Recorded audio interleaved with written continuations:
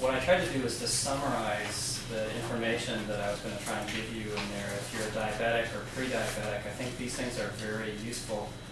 And this is something that we're, a group of us at the Cleveland Clinic are very actively trying to put together into something that's actually practically done within the clinic and then offered by it. I think you'll find a lot of stuff out there that talks about what are the greatest things since sliced bread that we're going to help with the, with your, like Mike just gave me a book, for example, a flat belly diet. I don't know how many different diets you guys have read about. There's got to be a lot of them, and everybody's making a buck sort of with some gimmick like this. But a lot of them have things in common that are actually, I think, correct, and I think you'll see that most of them will have elements of these things that we're trying to give you. And this actually does too. This has the one unusual thing about this is they want to make sure that you have a little extra fat, as if somehow that's going to help your sugars. And I think that's a little bit miraculous, and I'm not sure where that comes from. But that's their case. Yeah, very specifically monounsaturated. Correct. But in any case, the general idea here is that the more carbohydrates that you eat in the context of actually foods that then also have fiber in them, it turns out the better your diabetes will be. And it has to do with your gut responding to how those gets absorbed and then apparently helping the pancreas as a result. And I outlined it there, and it's based on published research that came out initially in the 80s. These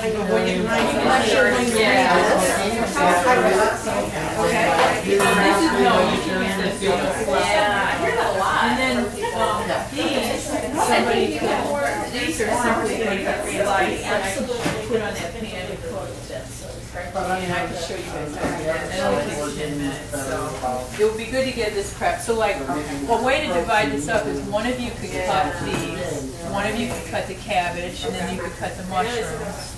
And then and the tofu could be, do you want, you know what, I'll come back and show you how to do that. So you could get the vegetables cut up. So,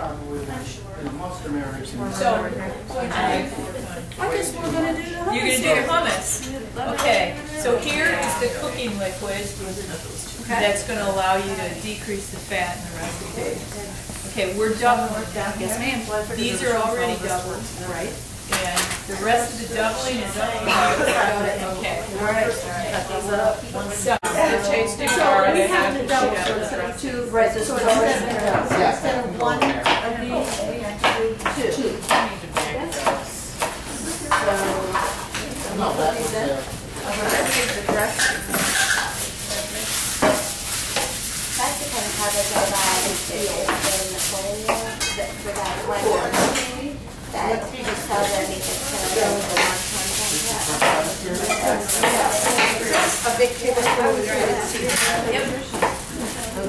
There's a tablespoon right there too. Right. And that's soy sauce. This is a teaspoon. Where's the tablespoon? There you go. There it is. Really good Excuse me, can I get you? It's around the silver as the water. I think you dropped that. Yeah.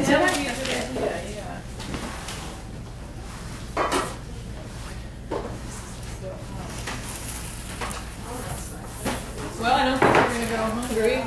This is the thing about vegetarian food. I mean, we do have a food budget here, but this was under the budget. You know, it's pretty inexpensive to eat this way. So